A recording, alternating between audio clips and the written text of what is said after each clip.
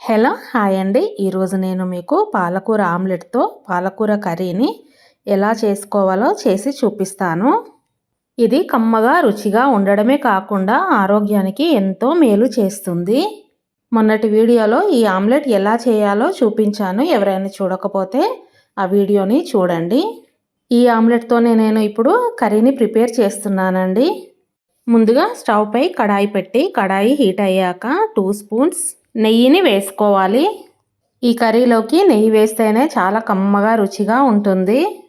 కావాలంటే మీరు ఆయిల్తో కూడా చేసుకోవచ్చండి. నెయ్యిని కరిగించుకున్నాక కట్ చేసి పెట్టుకున్న ఉల్లిపాయ ముక్కలను వేసుకోవాలి. ఉల్లిపాయ ముక్కలను కొద్దిగా రంగు మారే వరకు వేయించుకోవాలి.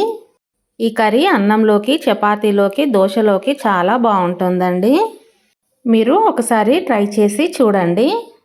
ఉల్లిపాయలు కాస్త రంగు మారిన తర్వాత 1/2 టీ స్పూన్ అల్లం వెల్లిగడ్డ పేస్ట్ని కూడా వేసుకొని కలుపుకోవాలి. తర్వాత ఇందులోకి 1/2 టీ స్పూన్ పచ్చిమిర్చి పేస్ట్ని కూడా వేసి కలుపుకోవాలి. తర్వాత ఒక టమాటాను చిన్న ముక్కలుగా కట్ చేసి వేసుకోవాలి.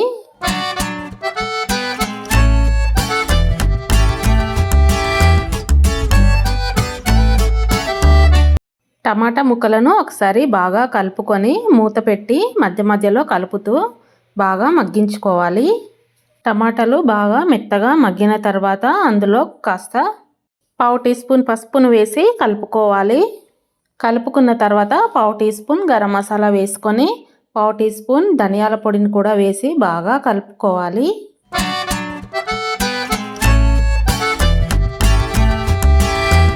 ఇక అందులోకి 2 కట్టల పాలకూరను బాగా కడిగి చిన్న చిన్న ముక్కలుగా కట్ చేసుకొని కడాయిలో వేసుకొని కలుపుతూ కాసేపు ఉడికించుకోవాలి. మొత్తం 5 కట్టల పాలకూరలో 1 కట్టనేమో ఆమ్లెట్కి వాడుకున్నాను. 2 కట్టలు ఈ విధంగా చిన్న చిన్న ముక్కలు కట్ చేసి వాడుతున్నాను. మిగతా 2 కట్టలది నేను ముందుగానే ప్యూరీ చేసి పెట్టుకున్నానండి. పాలకూరను బాగా కడిగి చిన్న చిన్న ముక్కలుగా కట్ చేసి మిక్సీ పట్టడమే, అంతే. మగ్గుతున్న పాలకూర కర్రీలో పాలకూర ప్యూరీని కూడా వేసుకొని కలుపుకోవాలి. మంటను మీడియం ఫ్లేమ్లో పెట్టి పచ్చివాసన పోయేదాకా బాగా కలుపుకోవాలి. మూత పెట్టకూడదండి. మూత పెడితే కలర్ అనేది చేంజ్ అవుతుంది, డార్క్ కలర్ అయిపోతుంది, బాగుండదు చూడడానికి. ఒక 10 నిమిషాలు మూత లేకుండా ఇలాగే కలుపుకోవాలి. తర్వాత అందులో సరిపడా ఉప్పు వేసి బాగా కలుపుకొని కాసిన నీళ్లు పోసి ఉడికించుకోవాలి. నీళ్లు పోసిన తర్వాత మూత పెట్టి మధ్య మధ్యలో కలుపుతూ ఉడికించుకోవాలి. పాలకూర ఉడికిన తర్వాత ఇలా మంచి కలర్ వస్తుందండి. అప్పుడు కొత్తిమీరను కూడా వేసుకోవాలి. నా దగ్గర డ్రై కొత్తిమీర ఉంటే అది వేసుకున్నాను. తర్వాత కొంచెం కసూరి మేతిని కూడా చేతితో నలిపి వేసుకోవాలి.